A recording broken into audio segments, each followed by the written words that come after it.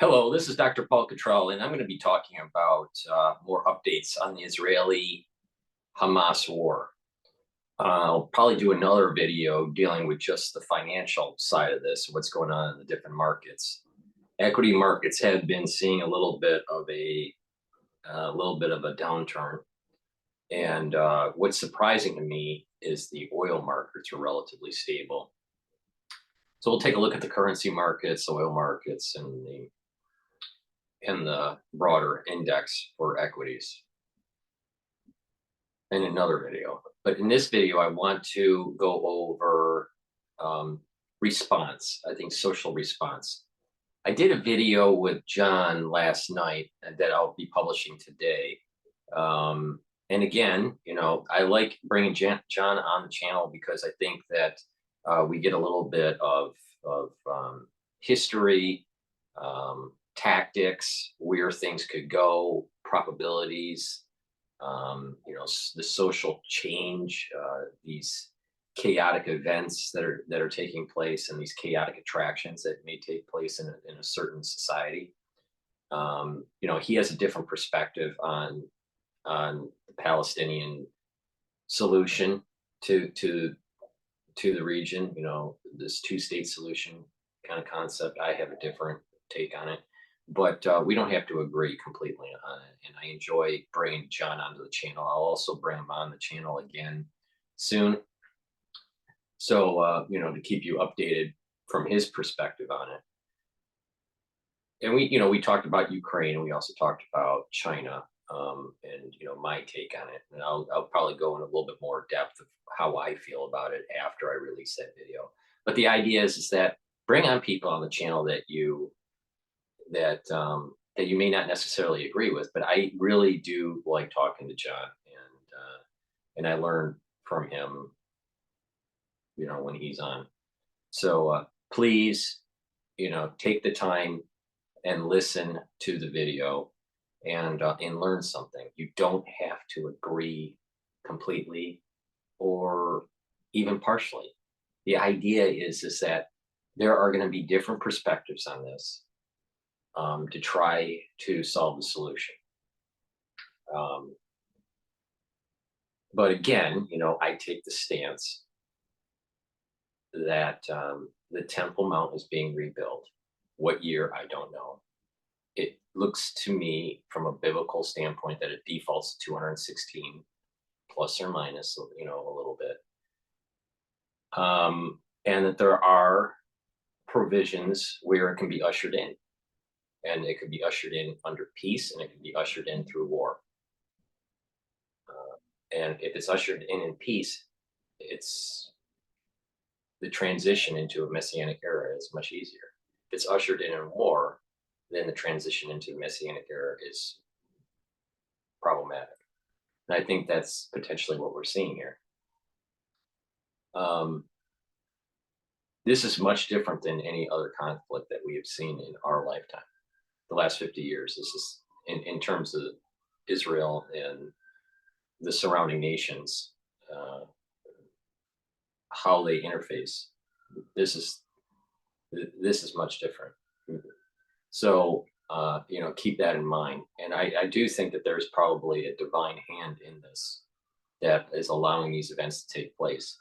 And when you are sensitive, you can see little moments in the news where you go, it looks like there was a divine thing that just happened. I think that rocket failure over the hospital was divine.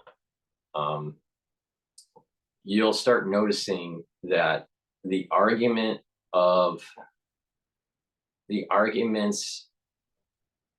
during these protests against Israel, they're going to turn on themselves, these individuals, and there's going to be kind of a curse. There's a phrase that says that the ones that bless you will be blessed, and the ones that curse you will be cursed.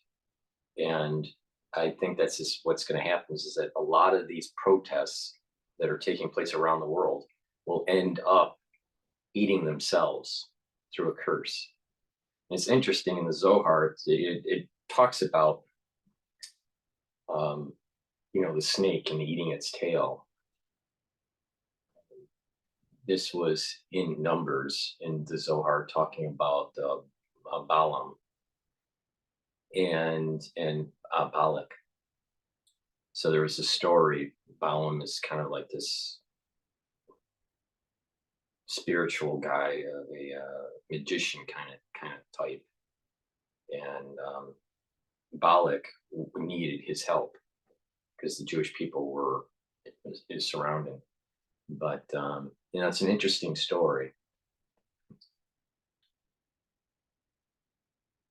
So I do think that the curse, if you are cursed, they're going to be cursed kind of concept is happening with these protesters. It's metastasized. It's starting to metastasize, and these things are going to get more violent. So I'm gonna show the Fox News feed and then the CNN feed that's on YouTube and comment. But keep in mind, not only is the violence in Gaza getting more problematic and increased in violence, we're going to start seeing that the protests around the world are going to get more violent and more problematic. Straight to a Fox News alert. The Saudi Minister of Defense, who is MBS's brother, by the way, is set to visit the White House today and will be meeting with the senior Biden administration officials to discuss the war in Israel. This comes on the heels of President Biden holding an emergency phone call with Benjamin Netanyahu, urging the Israeli Prime Minister to protect innocent Palestinian civilians in Gaza and allow them access to humanitarian aid. And as Israel enters this second phase of the war, alarms are blaring across the Israel-Gaza border right now. Israeli forces are intensifying airstrikes on Hamas forces in Gaza, while the UN warns civil order is declining in the region. Trey Hinks joins us live on the ground in southern Israel with the latest. What can you tell us, Trey? Yeah, hey guys, good morning. We understand today, according to the Israeli military, that infantry troops are pushing deeper into Gaza.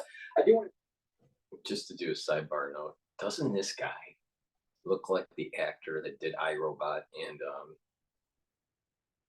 the movie about Freddie Mercury? But me, that's just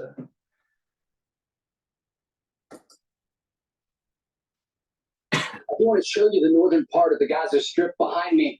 We've been watching this morning as Israeli tanks go back and forth near the rubble that you see there in the distance. Some of that white smoke on the ground is from illumination rounds that the Israelis are launching into Gaza. They're trying to mark new targets. Over the past 24 hours, 600 airstrikes have been conducted against the Gaza Strip and different Hamas positions, a significant amount of damage. And you see in the aftermath video here, some Palestinian journalists took a drone up over one of the neighborhoods that has been targeted by the Israelis, and some blocks are completely wiped from the map. The humanitarian situation inside Gaza is getting more difficult. The death toll rising, hospitals overwhelmed. And yesterday, Palestinians storming a UN food warehouse inside Gaza, trying to get any sort of supplies that they can get their hands on. This comes as the region braces for the possibility of the conflict behind me expanding to a broader war. National Security Advisor Jake Sullivan. In Gaza, I think it's pronounced Khan Yunis, Gaza. UN warehouse with provisions, food provisions, and probably toiletries and stuff like that. These are people that are in need, all right? Even though I have a very strong stance on this whole messianic thing with the Temple Mount, these people are civilians and they're in need, and they're trapped. They also, for the last 15 years, allowed Hamas to take hold and build Trump tunnels, so they're not all lily white. And nor is the Israelis lily white, because they helped, sabotage this, in the very beginning by seemingly to spawn Hamas in the very early days, similar to how we spawned ISIS in the early days for the United States. So we're all at fault. That's why I'm saying that. I keep on saying that we're all at fault, but it's not all equal at fault, and nor are we going to get all all the same level of curse, nor all the same level of blessing. And you can do, repent and tshuva and change your ways, and by doing that, it changes the path of judgment. But here's an example where people are in need. The Palestinians, they need food. They're because the society's breaking down in a war situation, and lawlessness is starting to take hold. But it is relatively calm compared to the lawlessness you see, let's say, in East Side Chicago or in California, where you have actual Black people that can't pull up their pants, smashing into the store and stealing footwear, apparel, food. They're not in a war zone, but look at how they act. Just look at how this is and compare videos in the inner city on how some of these thieves within that society that happen to be Black majority, how they're acting and how the Palestinians are acting, even though they're in need, and everything's breaking down in terms of organization and law over there. They're much more, the Palestinians are much more measured versus what we would see in the United States in south side Chicago, right? Sullivan discussing this issue yesterday. Take a listen. We, of course, are taking every measure necessary to protect our forces, to increase our vigilance, and to work with other countries in the region to try to keep this conflict that is currently in Israel and Gaza from spinning out into a regional conflict. But the risk is real, and therefore our vigilance is high. With Israeli forces operating in the northern part of the Gaza Strip, we've been talking with Palestinian civilians. You can hear that outgoing artillery there. One civilian told me today that the Israelis have targeted the two major roads connecting northern and southern Gaza, an indication that they may be trying to cut off access for the fighters that would travel on the ground to the northern part of Gaza and then ultimately encircle this area and push deeper into the city. Guys? So, Trey, this whole slow walking into Gaza, 100 yards at a time, 2 miles in, putting the flag in, for us on the outside, it seems surprising. They're not doing a D-Day-like invasion. This is a gradual push, and the flag on an area that they never wanted and gave away, I also found surprising. Are you? The way that they are conducting this operation was always one of the options for the Israelis, but it wasn't largely seen as the most likely, just simply due to the troop buildup along the Gaza border.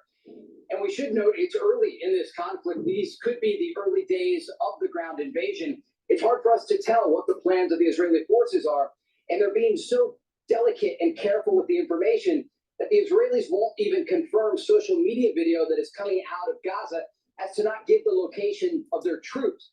This is a very good point, because we kept on hearing in the news, pro-Palestinian news, that, well, Israel cut the communication lines. And so we, can't, the news networks say, we can't verify and understand what's going on in Gaza. The problem is that why would the Israelis want their positions to be telegraphed around the world and their enemy to watch, right? So these are operations that are ongoing. So there is some military application for the Israelis to shut the communication lines. So it's just like sometimes these news organizations don't understand that not everything is going to be televised. Not everything is going to be TikToked. everything is going to be on X or on YouTube. You know, it's, war by, sitting on the couch and eating pizza. And it just, Israel did the right thing on shutting down the communication so they couldn't triangulate. Troops. We do know, because we've seen the video, we showed it to you there, the Israelis are operating on the eastern and western side of Gaza. On the eastern side, we have seen the Israeli tanks going back and forth behind the buildings that are mostly destroyed. But despite the level of destruction in the northern part of Gaza, and you can hear those fighter jets overhead, the factions inside are still managing to launch rockets. We saw from the rubble streams of rockets today targeting southern Israeli population centers 24 days into this war. That's important because in Vietnam, the Viet Cong would pop up. We would try to target them, do a carpet bomb, think we had them, and then they'd pop up again. And then it was because of these extensive tunnel systems that they had in certain regions. And so, this tunnel system is probably more advanced than we expect. All right. I don't think it's the Taj Mahal. I don't think it is, a lap of luxury or anything like that. But I think it's much more extensive than just rudimentary tunnel digging. Thousands of airstrikes later, and ongoing artillery has not deterred Hamas from firing on Israeli population centers. Trey, what is the latest on the hostages? I know the number this morning is 239, but they're saying that number is not final. Yeah, the hostage number continues to rise each and every day as the Israelis get more information about who is alive and who was killed in the October 7th massacre. The Israelis are working around the clock at the highest level to try to negotiate with regional partners and those who are involved in these conversations to see if there is a diplomatic solution to get any of these hostages freed. Remember, already 4 have been released from Gaza, 2 American citizens and 2 elderly women from the community of Nir Oz along the border. But the rest are still inside. It's unclear if some are gravely injured or if they're being held in conditions where they can survive.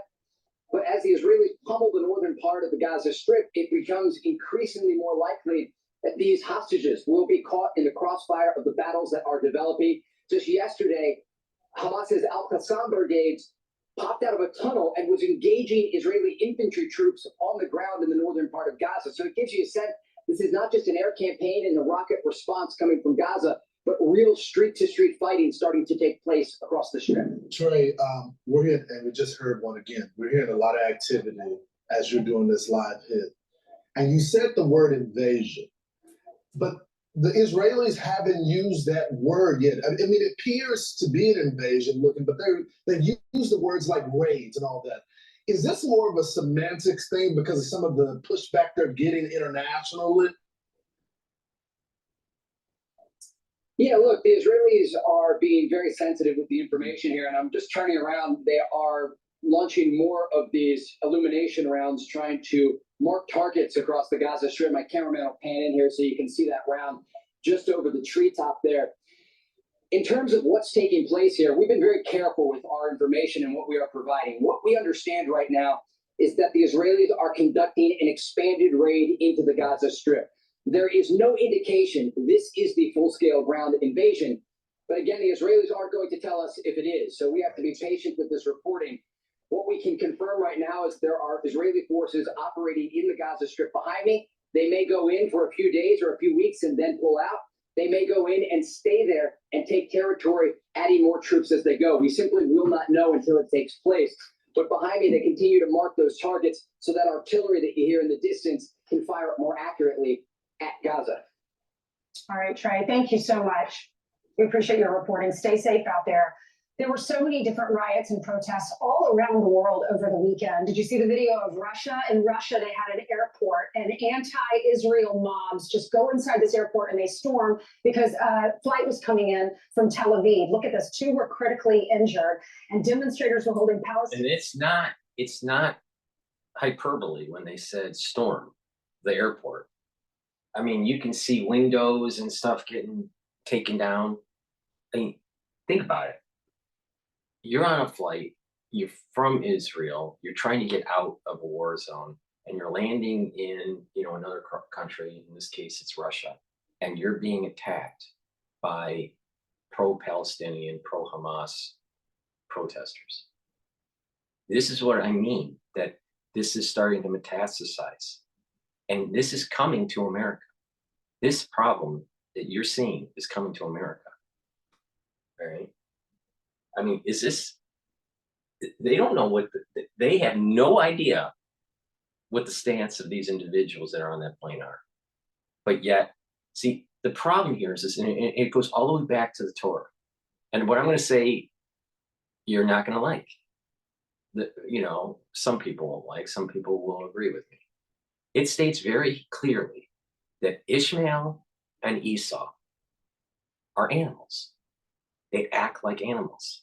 They're hairy and they act like animals. They're beasts of the field. Ishmael was the son from Hagar for Abraham. Esau was the son of Isaac and was the twin of Jacob.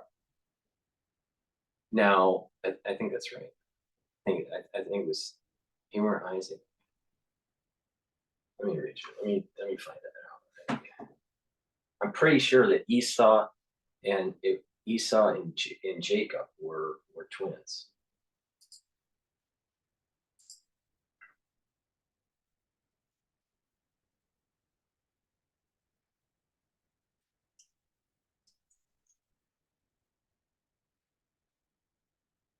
Yeah, it was Jacob and Esau. All right. So Abraham has Ishmael through Hagar, and through Sarah, Isaac. Okay. Isaac has twins that are Jacob and Esau. Okay. Esau and Ishmael are beasts of the field. They're hairy. They're into hunting. They're into killing. The key remember I was saying that countries have different attributes, and it has different compositions of Esau and Ishmael. Esau is more of a killer, all right, a hunter. And so killing is part of its emotional makeup, or emotional DNA, if you want to use that term. Ishmael is also a wild beast, but he's also has a lot of religious vigor, and so there's this religious component that is tied into it. And the blessing that he received and his mother was that they would be protected as they were being expelled from Abraham's tent, and that the religion of Islam would come from Ishmael. And so there's this strong religious vigor with them, right? And there's this being fruitful component, procreation. So there's a very strong procreation component with strong religious vigor. Esau is a killer. All right. Now, neither of them are part of the Jewish line. All right. And both of those nations were asked by God if they would accept the Torah. Both of those nations said no because of their attribute. Esau said no because in the Torah it says you cannot kill, and Esau's attribute is to kill, and Ishmael's attribute is to procreate, and it has provisions on adultery. So both of those nations said no to the Torah, and that the last nation, the ones that left Egypt, the Hebrews, ended up accepting the Torah without any caveats. So this whole thing starts with this. The land claim is because of the acceptance of the Torah without provisions. And Esau and Ishmael were given the opportunity to take that covenant, but denied it. All right. That's how this whole thing started. And so people go, well, no, maybe Ishmael and Esau did accept the covenant, and they're just, the Jews are lying. Then how the hell could the first and the second temple have been built by the Jews? All right. I mean, come on, So I just, there's a, it's not 100-year context or even 150-year context that we need to focus on. We need to focus on what happened with Abraham, with the expulsion of Ishmael and Hagar out of his tent, and what happened with Esau. Both of them, Ishmael was the firstborn, quote firstborn, but not firstborn through Sarah, and Esau and Jacob were twins, and I believe Esau actually left the womb first, so he would have been the firstborn, right? But the thing is that he's a wild beast. He's a wild beast.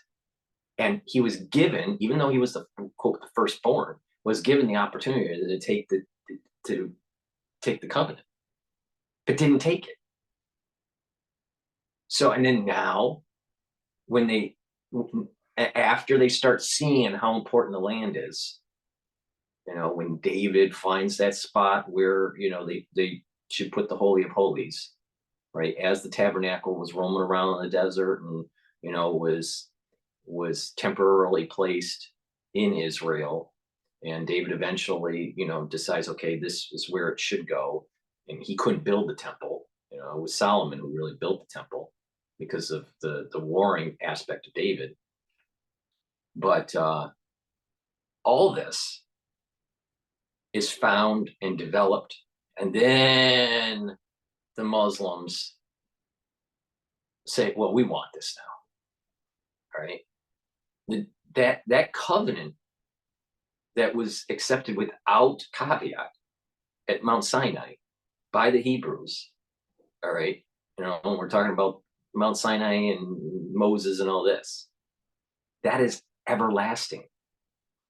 It doesn't end. The boundaries of Israel don't change because of some geopolitical thing. This is why the divine hand is coming in and doing a reset. You're talking about the Great Reset. Everyone's talking about the Great Reset during the last crisis. Oh, the Great Reset. No, it's crypto, and we're gonna have a change in the currency and all these blah blah blah blah blah. This is the Great Reset, dude.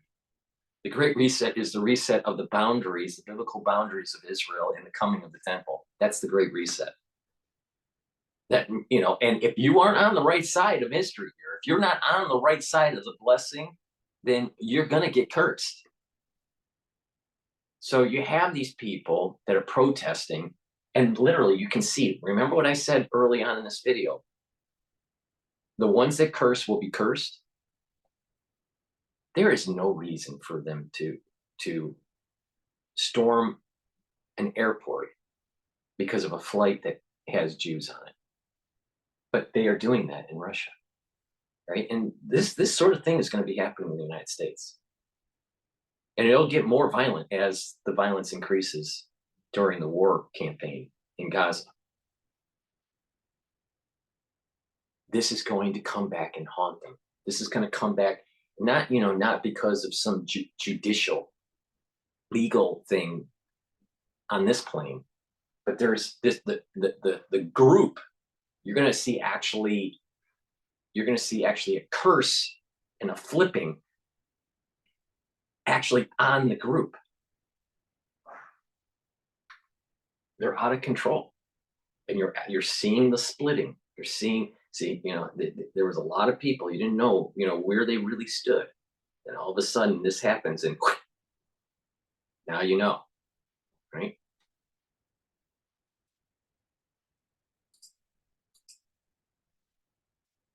Palestinian flags, they were shouting anti-Semitic statements, and chaos just erupted. That happened in Israel. Yeah, I mean in Russia. Yeah, a huge surprise, perhaps. And it looks like, man, if you are an Israeli or you are Jewish and you come in from Israel where you just left a war, Just trying to stay safe. and now you come in and you see this, you wonder, where will you be safe? Or am I better off in Israel? Yeah, it's something they have to worry about now, Lawrence. Getting on a flight out of Israel, when I land, is this going to happen to me? Even when they were, you had people climbing up on top of the plane. I mean, they were looking in every cavity of the plane, looking for Jewish people. I mean, it is stunning what's happening around the world, bro. Yeah, so look at New York. This is why I keep on saying this is divine. There's a divine hand in here, and it's going to be very clear on who is the ones that are on the good side that will get the blessing, and who are the ones that are on. I'll make it very simple for you. If you're not on the side of the Jews maintaining the Temple Mount rebuild and that prophecy that is supposed to take place, then you're going to get cursed. It's that simple, right? Now, there's going to be people that disagree with me. It is a strong stance that I have on this. Much more a very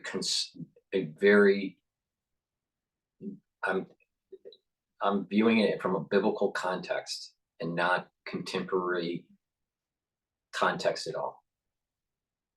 But there's too many things that are popping up in the world that has that divine hand in it to show you have a choice. And the ones that choose to make the wrong decision, it'll come back to haunt them. And you're seeing it right now. You're actually seeing the actual the violence is going to increase with these ultra liberals and these pro-Palestinian, pro-Hamas, terrorist type groups, and it'll start to eat each other. They'll start to eat each other. And if you're just a Christian, right, and you're just run of the mill and you're just in the middle and you just want to be left alone, they're coming after you too. Don't think that this is just on the Jews. They're going to be going after Christians too. So just take that. This thing is going to metastasize. Like certain times, a tumor may actually just stay in a certain type of tissue. And then all of a sudden, let's say it's uterine cancer, right? It just stays in the uterus, but then it goes to, it gets into the lymphatic system and starts to propagate to other systems. And now you have metastasized cancer. This is the beginnings of it. They're not just going to be attacking Jews. Then they're going to be attacking Americans or Christians around the world. But it's not going to stay just on the Jews. This thing will metastasize. You're going to see it. It's going to the splitting and the real heart of these individuals.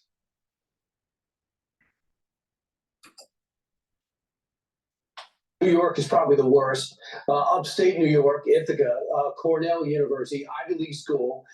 First off, you're shocked to find out they have a professor there who called the attacks exhilarating, inspiring. He has since been on leave, put on leave.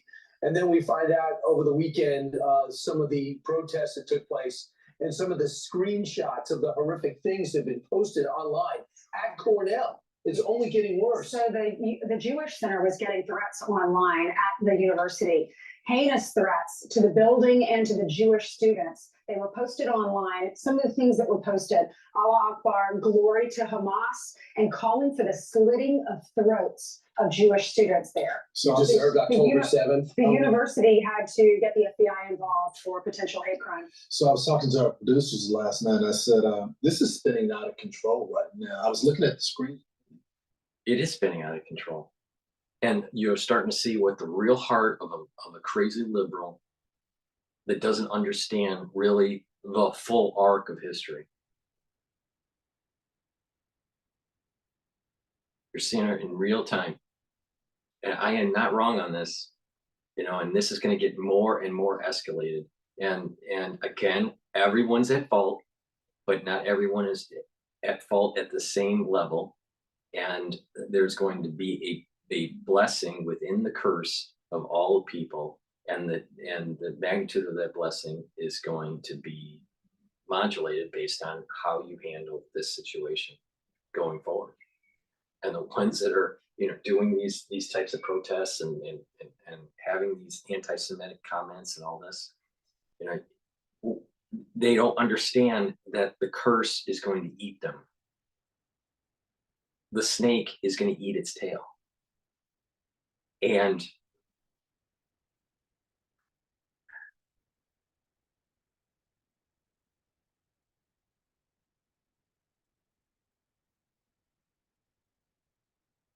the true heart of these liberals, these ultra liberals, is coming out. They don't. I did this on another video. Do they really care about life when they're so pro-abortion? So remember when I did a video on talking about the infestation of social media, that people's hearts and the way that people converse, and it's just like a bunch of bugs, just kind of just rolling around in the dirt, it's just a large population of bugs, when you lift up a rock or whatever. That's kind of like what X is and what YouTube is and all these social medias and TikTok. The intelligence of the human species, right? If you look at through the prism of social media, has been going down every year. Our humanity, or perceived humanity, has been going down. And now you're starting to see, with a kinetic event that is taking place in Gaza, what their mentality behind a keyboard now is going into the real world. There's some serious mentally ill people out there. And it's only going to get worse. It's only going to get worse. And a big part of it is because of screenshot. So then I went back to my old publication of campus reform and found out this is not just this university, it's happening all over the country. Lisa Hajar, the University of California, Santa Barbara, posted an image of a bulldozer with a Palestinian flag climbing through the border fence. That's what happened on that day. They're celebrating. Then you got another professor at Vanderbilt put on Instagram Hamas actions stating that the terrorists deserve to resist their oppressors by any means necessary. Then you got Joseph Massad at Columbia University called the attack awesome and stunning. Then you look at Mike Tosca at the Art Institute of Chicago. He called the Jews pigs. So this is happening all across the country. I would encourage anybody to have kids in college to type in their university and campus reform and see what the professors are saying about Jews. And all I can tell you, and that's assuming that the kids are any different than the parents. And I bet many, not all, but many are just like their parents in this regard. But I think that there are some parents that are middle of the road or maybe even conservative, and the kids are trying to be the opposite, which kids sometimes do that. And they are, buying into this whole anti-Israeli rhetoric. The world is getting unsafe in two vectors. Unsafe in the social vector and unsafe in the military vector. And we are elevating our risks of having a multiple region conflict. We're increasing our risks of having a war with Iran. I think we need to have a war with Iran. We can't kick the can down the road. So, these elevated risks on the military front, if done properly, will actually have lasting peace. The question is, do we have the fortitude and do we have the ammo to be able to get it done correctly, and the money, because we are a nation that is overly in debt. The social vector. This is this.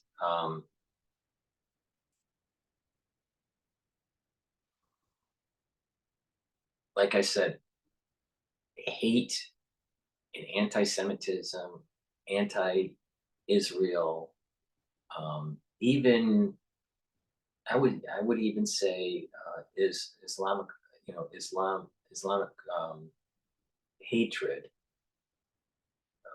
Islamic phobia, kind of is just at below the surface in the United States. You know, the blacks in many sectors of the society hates whites, and in many sectors, the whites hate blacks. So it's just below the surface. Right? Citizens of the country don't really want immigrants, just below the surface. Anti-Semitism is just below the surface, and it doesn't take much to see this boil up. Now, in this round of craziness in the world, it's anti-Semitism, anti-Israeli, anything Jewish. But it doesn't take much for these liberals, these ultra liberals, to go anti-white or anti-Christian. See, so this is part of that metastasis. To think that this is only going to be with just Jews during this crisis, you don't understand the intelligence that is guiding these events. We're talking about extreme intelligence. Extreme intelligence. I mean, you can't even use the word intelligence. It's so extreme on what's going on here. And that something that is antithetical to, the opposite of, the annihilation of, both things are happening at the same time. Good and bad, up and down, positive, negative. These things are all charged now. And there is a divine hand that's taking place. And I'm telling you, there's people that are going to be judged. And there's a point to be very strong on your position, especially when it comes to trying to bring peace to the world and the Temple Mount. And then, making sure that you try to minimize casualties. So, it's sad to see children that are in Palestine, getting hurt. And there's a certain level of innocence to most children, not all children, but to most children. But you also have to realize that the Palestinian people, the adults, allowed Hamas to take hold. Now, was there some sort of orchestrated effort by the Israelis that created the genesis of Hamas? Maybe. Just like, the United States created the genesis of ISIS? Most probably. But the thing is that the people of Palestine allowed it to take hold. They saw those tunnels being dug for the last 15 years. They allowed for Hamas to skim the country to be able to build its armaments. They allowed for the Palestinian government proper to be corrupt. But instead, they want to jump on their cars and scream at the top of their lungs and how Israel is an oppressor. And it's the same thing where you have the blacks in the inner city saying that the whites are oppressing the blacks, and therefore we must be eliminated, or the property of the whites must be taken away, or there must be reparations, or there needs to be more assistance from the government, so that would justify their oppression and all this, right? So this is not just a Palestinian-Israeli problem. This is a black versus white problem. And I'm not wrong on this. When I look at something and I see it and I spend the time to actually try to kind of meditate on it and like see, you know, where is this going? And this is, in its simplest form, good versus evil. And the ones that are on the evil side will go, well, wait a minute, you know, we're the good guys. And the ones that are on the good side will say that, well, no, you're the evil one, right? But so it's all relative, but you have to have some sort of foundation for the for judging it, some sort of litmus test or some sort of regulatory body of knowledge, foundation to say what is good and what is bad, you know. And those precepts are of Torah and the Bible. And you can't when you're seeing these world events happening, you can't justify using that theoretical framework, the Bible, right, and the Torah. You can't justify that stuff that was going on in Russia at the airport. The ones that were attacking the Jews that stormed the airport are on the bad side. That's the theoretical framework of what is good and bad.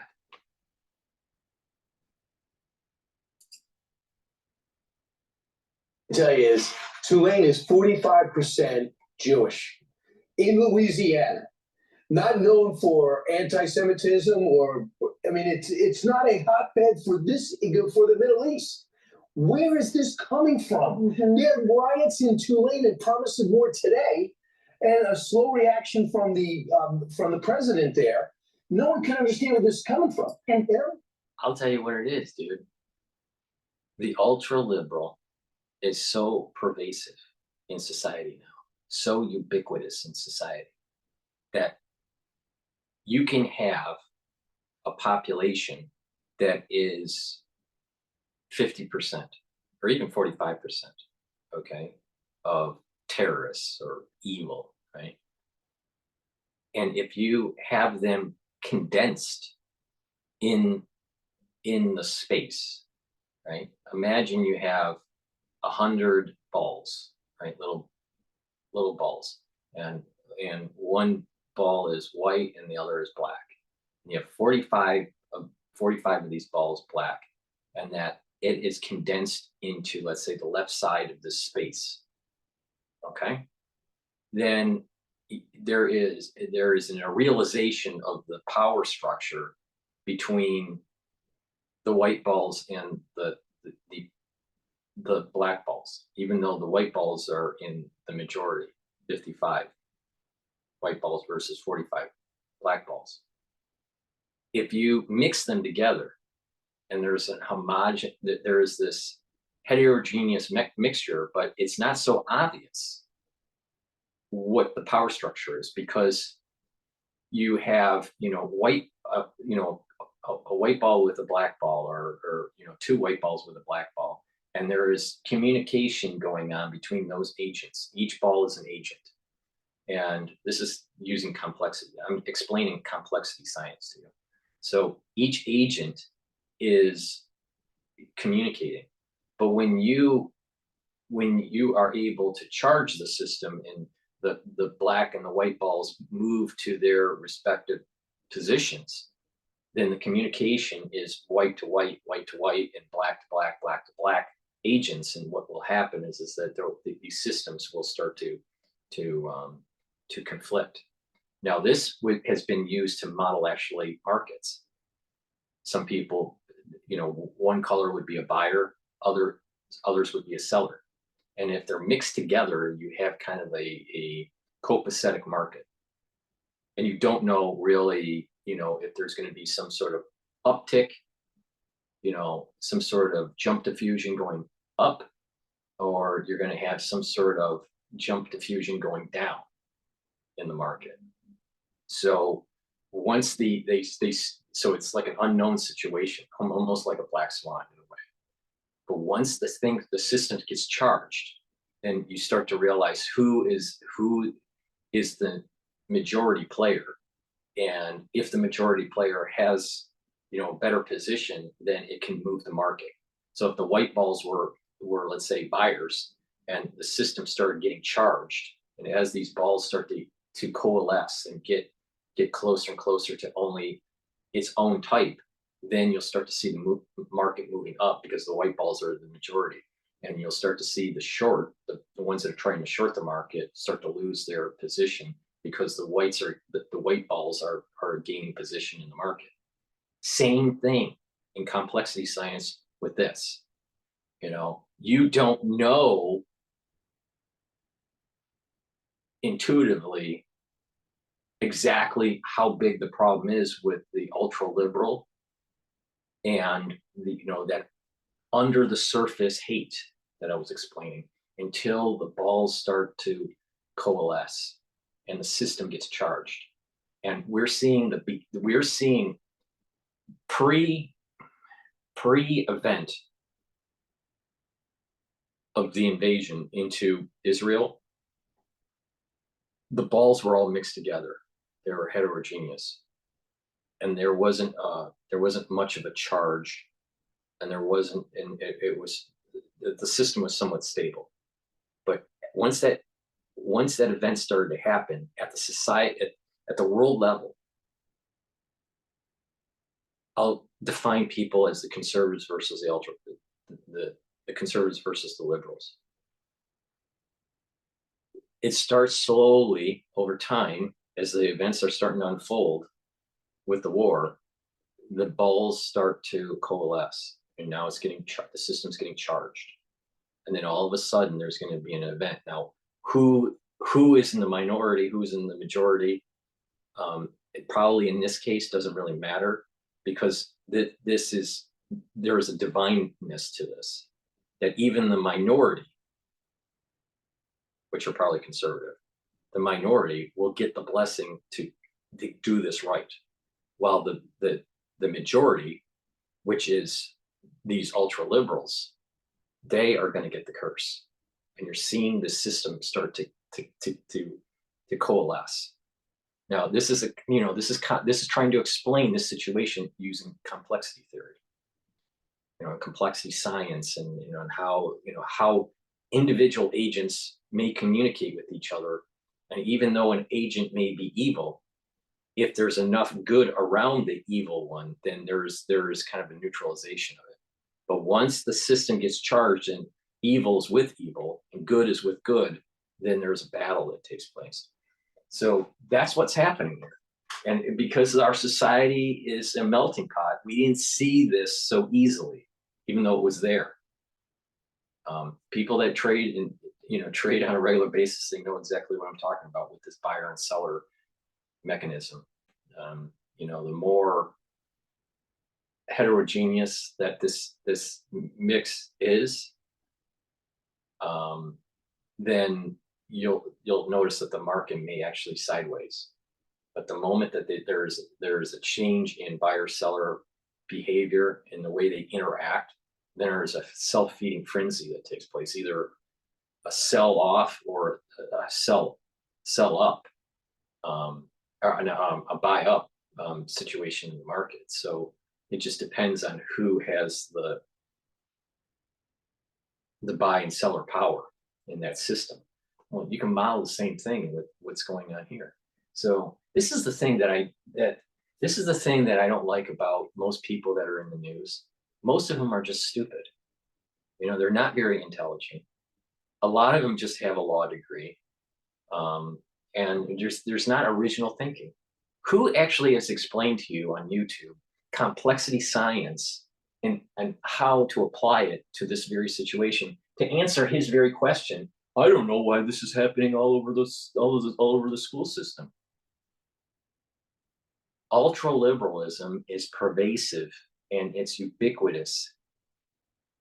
And there is a heterogeneous part of it in the society. It doesn't rear its head until certain events have happened.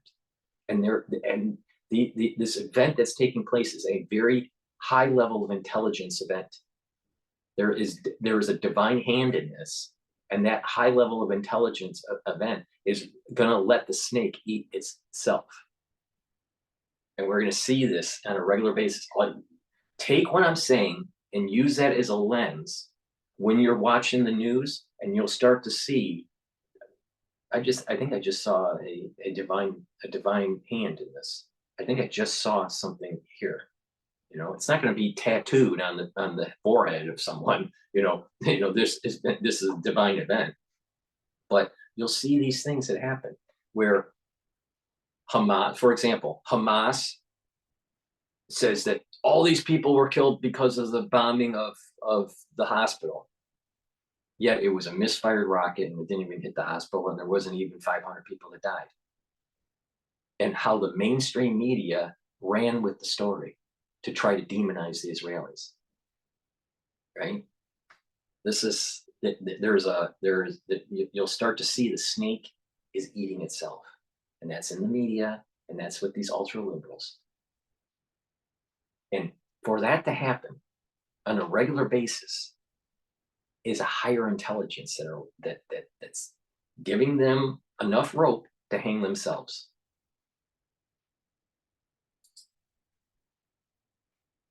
And I'm wondering, is this organized? So Fordham University today is going to have 7,000 people there for a vigil for the Palestinians, not the 1,400 Israelis who were massacred. Well, and also in Chicago along Michigan Avenue. Now, I went to Fordham University for my pre-med, and it's a shame to see that Fordham is a good school.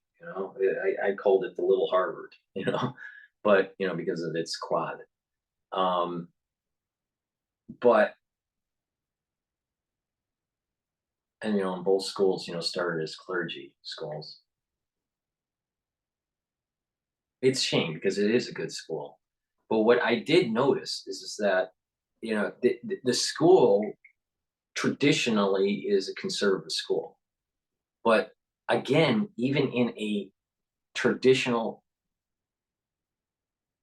conservative school, there is this just below the surface, this boiling of this ultra liberal mentality. Now, this vigil is, my understanding, is actually for the law school, and that and the association is the Muslim Association, or something like the Muslim Law Association of Fordham, something like that. So, of course, they're going to be biased, right? The way that the school should address this, because I believe these associations have to be approved by the school.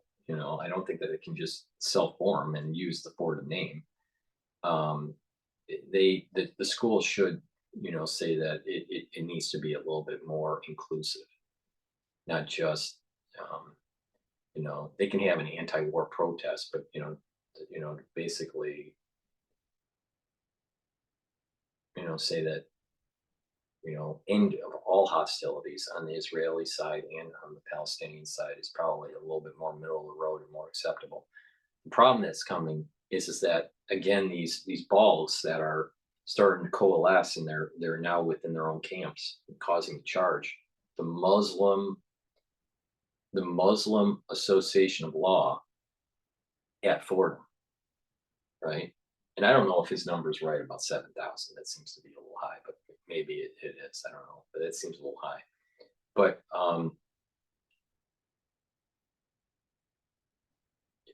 you'll start to see that it'll become more and more hate. Again, the higher intelligence allowing for the snake to eat itself. But the universities should stand up and say no. And that's the problem, is these universities are not willing to, because they're starting to see that their student body, it's so ubiquitous, and what this problem, the problem is that it's hard for them to deal with it, because they've had liberal teachers pushing this bullshit for decades. But again, this is not. They'll do the vigil for the Palestinian cause, right? All right, and it's their right, because it's a free country. But freedom of speech. But the thing is that this is going. It's not just about the Israelis. Trust me on this. They're going to go after the Christians. They're going to go after the white males. They're going to go after, American ideals. It doesn't just stay with this. This is just the surface of a much bigger problem. And if you don't root it out, it's going to metastasize. There were pro-Hamas protesters, and they were beating Black Hebrew Israelis with Palestinian flagpoles. The poles were breaking. They were continuing the beating. Both sides were lobbing bottles and sticks at one another. Anti-Semitic comments are sweeping through China's social media. Searches for anti-Jew skyrocketed on this Chinese app called WeChat. And then yesterday, look at all the. By the way, yeah, this thing is. There is commentary in Torah, in the Zohar, and in other places that are Kabbalistic texts, that 10% of the world will have kind of like a specialness in the Garden of Eden. And then there's different grades in the Garden of Eden. So that means that 90% don't get a special place in the Garden of Eden. Now, the ones that do get the special place in the Garden of Eden, 10% of them will have a higher level, and then 10% will have a higher level, and then another 10% will have a higher level. So, even though there are infinite, depending on the interpretation, infinite levels or 50 levels, there are a very few that are up at the very top. But even at the low level, there are only 10%. All right. And again, there's this splitting, right? This splitting to understand who will have that blessing and who will not. I'm sure the rabbis will be able to explain it a whole lot better and a whole lot more coherent than I. But the thing is that to see this happening, where hate the Jew, just because you are even though we live in a democracy, just because you're in the majority doesn't mean you are in the right in God's eyes. And just because you're a minority doesn't mean you're right in God's eyes either. This is why, we need to use the foundation of Torah and Bible as the theoretical framework to be able to guide us into a better living environment for all people. If that happened, then there would be peace on this earth. The recipe for it is already written. The recipe, but no one wants to follow it. That's the problem. So we have to do it the hard way and kill each other. Look at where it's coming.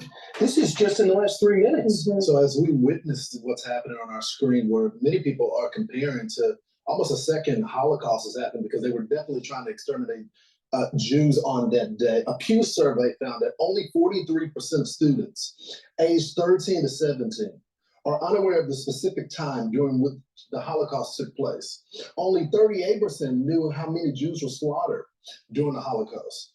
And only 38% knew that Hitler rose to the Chancellor of Germany through the democratic process. We are not educating our kids. Well, and Brooklyn Bridge yesterday, they shut down the Brooklyn Bridge. 7,000 pro-Palestinian protesters took over the bridge. They were calling for the elimination of the Jewish state by any means, they said. One lady, Marie Edward, according to the New York Post, was holding a sign that read, "Zionism is terrorism," and accusing Israelis of being the real killers and defending Hamas's heinous.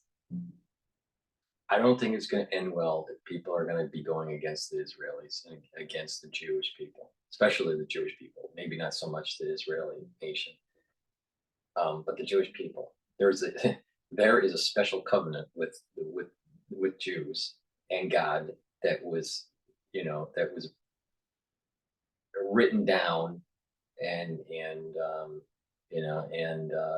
there's this covenant, this Torah. And peace can be with all people. But if you're going to go after, the Jews, it's not going to end well. It never has. You can have a decrease in population of Jews because of war and different pogroms and all this, right?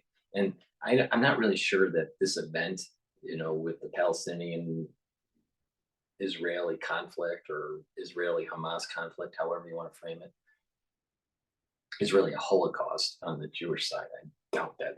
I think that's speaking in hyperbole. I think what happened in Germany was way worse. But there is hate out there. And the hate, again, it was always there and it was just below the surface. And now a higher intelligence is allowed to let it reveal itself, let it come out a solution. And, you can't, now you can see it.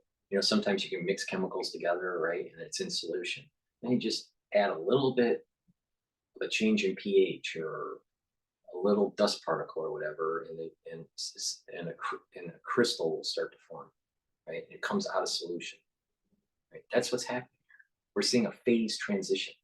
Instead of a liquid phase, we're seeing it going into a solid, into a solid phase. So it's very, we're seeing the anti-Semitism and the anti-Israeli sediment out there. It's starting to come out of solution. You're starting to see crystalline form of it. And for it to happen at this level around the world isn't because of the prowess of intellectual insight of the ultra liberal. It's because the divine presence is allowing for the ultra liberal to eat its tail. The snake of the ultra liberal is going to be eating its tail.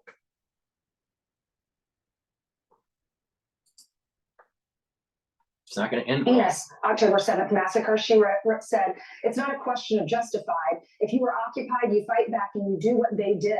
They will fight back. I don't get it. This is a country that has trouble educating its own people about our own history. Now, all of a sudden, they're diving into the Palestinian cause when they say that the Palestinian cause, they just want a state. Well, we know that's not the case. Hamas wants to eliminate Israel. Iran wants to eliminate Israel. The states that don't, Egypt and Jordan, for example, the UAE, they're afraid of their own people. So they're keeping their mouth shut or condemning Israel. However, Saudi Arabia, which has moved their society forward through all their imperfections, and there are many, economically, through peace, through defense, want a defense deal with us, see Iran as the problem as we do. Believe it or not, they are keeping on track negotiations to normalize relations with Israel. Jared Kushner, along with Secretary of State Pompeo, have done more to bring peace in the Middle East than almost everyone since Henry Kissinger. Jared Kushner came out of the business world to weigh in on the horror that's happening. He just got back from Saudi Arabia, and he was on with Maria yesterday, and he just saw the irony of where he was and where he is. Listen. One of the ironies is that as an American Jew, you're safer in Saudi Arabia right now than you are on a college campus like Columbia University. I spoke at the conference. They allowed me to speak freely. And what I sensed there was that there's obviously a very big disgust at what happened with this tremendous terrorist attack perpetrated by Hamas. The people of Saudi Arabia have a lot of care for the Palestinian civilians, and so they'd like to see Israel accomplish the mission to make sure that the Hamas can be eliminated. They're against terrorism in the region in general. We got to get control of this. We've lost our kids. But did you see what he was saying? The normalcy. Yeah. He said, I'm in Saudi Arabia. Everyone thought that they were the arch enemy for generations of Israel. And he's saying, I'm there to speak openly. What's your perspective? He's a Jew. This is the point that I've been saying, that the region will get a blessing when the Temple Mount is rebuilt. And that includes the surrounding nations, Saudi Arabia and Jordan, and but the thing is that there needs to be some things that take place. That is the resetting of the Israeli borders, and the Temple Mount has to be built. And I think that the ones that are starting the long game, the 200-year plan, right, in the Middle East, is starting to realize that if you allow for the peace to happen and allow for these borders to be going back to biblical times, that the blessing to the surrounding nations will be far greater than any benefit that they have currently. That is the big thing that people aren't getting. That the Temple Mount, once it's built and Israel has its land back, the biblical borders, that means it has to take some from, Lebanon, and some from Syria, and some from Jordan, and, some from Egypt. When that all goes back to its original border system and the Temple Mount is rebuilt, all the surrounding nations and its people are going to be blessed, and they're going to have peace and prosperity more than they've ever seen before. And I think that these planners are starting to they're waking up to this, that the new hub, the new economic center of the world is not going to be China. It's not going to be even America. We're going to actually, when this 200-year plan that's taking place, America is going to be in decline, while the Middle East is going to be in an upsurge. And most likely, China will also decline because the United States and China are going to destroy each other.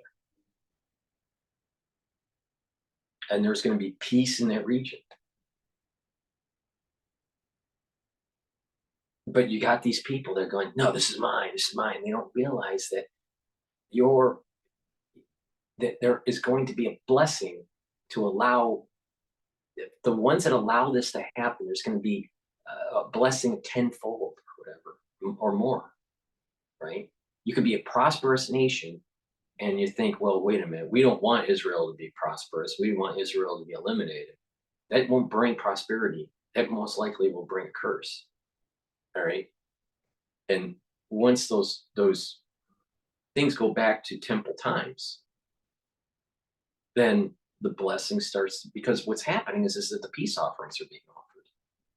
The reboot of the sacrifices are taking place to be able to cleanse the sins of all man, to cleanse the sins of all people. So you're cleansing at the individual level, and you're cleansing at the societal level. And it's not of just the Jews. It's also of all the peoples of the world. And they don't understand that there is this, we're getting to a point where we're going to be able to with more energy, be able to bring up the sparks and bring down the blessing. But it had the machinery, the mechanism to do that is the Temple Mount. And people would go, well, I don't believe in that. And, and I can understand, some people, it's sometimes hard to see, it's to see God. It's, get God's ways, especially when you see hardship in your life, or, death. And, you start questioning, why good things happen to bad people and bad things happen to good people. And it's difficult. I get it. I understand that struggle that people may have. But there is a mechanism of blessing, how to bring blessing down to all people and peace to all people. People they're not paying attention to it. They're just not paying attention to it. But I think that the Saudis are realizing this. In addition, that whole oil world that they were very prosperous in is declining. And their arch enemy, Iran, is starting to, saber rattle again. So there is this need to charge the system, find out who the black balls are and who the white balls are, and eliminate the evil. He's a Jewish businessman speaking in Saudi Arabia at the height of angst within the Middle East, where a total war could break out. And Saudi Arabia is going, tell me what you think. What's going on? And a lot of people are leaving this region, I think, today with how do we get this thing on track? because this normalization was the heading. The one country that doesn't want this to happen is supportive of all this terror. Hezbollah, Hamas, Islamic Jihad, and that's Iran. Don't acquiesce to Iran's wishes, and that is to turn on Israel. Well, Iran, a long-time enemy of Israel, and We have to knock out Iran, and the United States has been complicit because we've been kicking the can down the road for too many decades because of our interest in the oil. You know, a lot of these decades where we were kicking the can down the road and not eliminating the problem of Iran was because of our need for Middle Eastern oil. Now we don't need that anymore. We have more oil in the United States than there is in all of the Middle East. All right. You know, through technology and finding it through fracking and all this. The United States is complicit in this problem because we weren't willing to get the job done. And that's why I keep on saying, do you let the cancer metastasize to the point where the patient may die? Or do you get the cancer out early?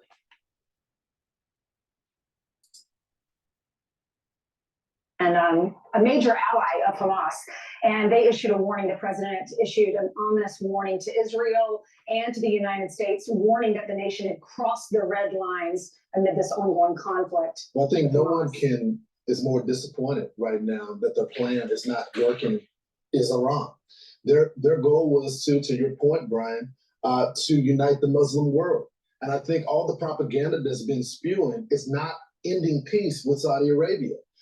They're choosing prosperity over anything. And then I think after the revelations came up that hospital was a total fraud that they tried to put out there, no one really is buying it right now. Yeah, but the people are, I mean, the unrest we see in Pakistan, in Jordan, in Egypt are for the Hamas cause. Yeah. But the governments know the difference. In Egypt, by the way, open up the gates. If you care that much about the Palestinian people, open up the gates, set up your own tent city temporarily, let the aid trucks come to them if you care that much about civilians. Well, Jake Sullivan was warning the risk of a broader Middle East war, he said over the weekend, is real and the vigilance is high. They're working to negotiate with the hostage situation. They say those negotiations are ongoing. He said he had to be very careful about how much information he could release for obvious reasons.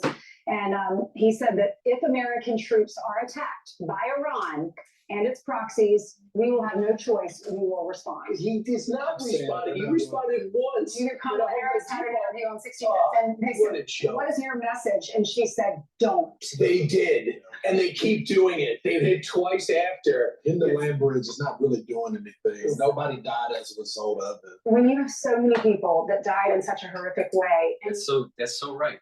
The Biden administration and many other administrations have been weak in being able to get the job done in the Middle East. Now, I think part of the problem with the post 9/11 era was that it was a never-ending war for the military-industrial complex to make money. But the problem is that if we got the job done right, we would be we'd be moving along that timeline for a messianic era. But a lot of people don't want to, accept that fact and all that, and it'll just get worse. And these riots and these people that are going against Jews right now, they're going to be going against the Christians soon. Trust me on this, because the snake doesn't have its foundation of rule of law is a lack of foundation. And we all have the ones that are on the good side need to band together, and the ones that don't support Jews through this hardship are going to be cursed. And you hear our president, our vice president say one word: "Don't." And no one listens. All right, 60 minutes after the hour. Okay, coming up live today on the Fox News channel, we're going to be covering that pro-Palestinian event at Fordham Wall today. It starts at 12:30 p.m. Plus, the Biden administration officials will be hosting this. I was going to play the CNN video. I'll probably do that in a different video here because this one's been going on for a little while. But thank you for listening. Please subscribe to all my channels. I have 3 YouTube channels. Please make sure you click those links that are in the description of this video. Make sure you click the notification button so you can get the news announcements and, subscribe to my videos. I don't just, cover this news. I, cover a whole bunch of stuff. So please subscribe. Also subscribe to my Rumble, my Bitchute, and my Brighteon channel. Please help by being a member of my Patreon channel. You can donate on my website, the-studio-reykjavik.com, through Stripe or PayPal at the bottom of the homepage. You can also donate through Buy Me a Coffee. The link is in the description of this video. Please go to my store, the-studio-reykjavik.com, and get the health supplements that I offer. I offer stuff like silver gel. You can use this as a skincare, put it on your skin every day. You can also use it as a means to neutralize pathogens. When you put it around your mouth, around your nose, on your hands, it stays active for about 5 hours. Get the best toothpaste that you can get, which is on my store, the-studio-reykjavik.com. This helps to neutralize pathogens, reduce plaque, prevent gingivitis, and when you have good oral hygiene, it'll prevent cardiovascular disease. I also have different soaps that are made from the structural nanosilver, so please take a look at the different soaps that I have on the store. In addition, I have a lot of different supplements, but I have multivitamins on the store. This you need for cofactors for different cellular processes. So vitamins and minerals are cofactors for certain enzymes. I also have silver lozenges. So this is made out of the structural nanosilver. I have 2 flavors. I have sweet menthol and apple green. I'll be also getting 2 new flavors. And I have all natural deodorants made in citrus and in peppermint tea tree. This is made from essential oils from the Himalayas. Please go to the store. I've partnered up with Rainbow Herbals. This is a very high quality product. It is a great deodorant, but it also helps with detoxification. It does not have any aluminum in it. I also have lignans. This helps with hormonal health for males and females.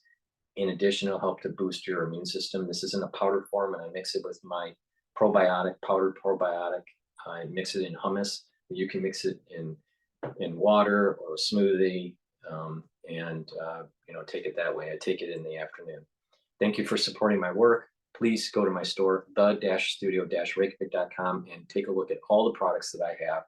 I have lots of structural nanosilver products, liquids and gels, soaps and lozenges. I have C60, which is a very strong antioxidant to improve your cellular health and bring down that reactive oxygen species, bring down that stress in the cell and boost up your ATP. And I also have a plethora of different vitamins and minerals that will help to improve your health, but especially the ones that bring down the inflammation, which is the turmerics and the ashwagandhas. Thank you for listening and have a nice day.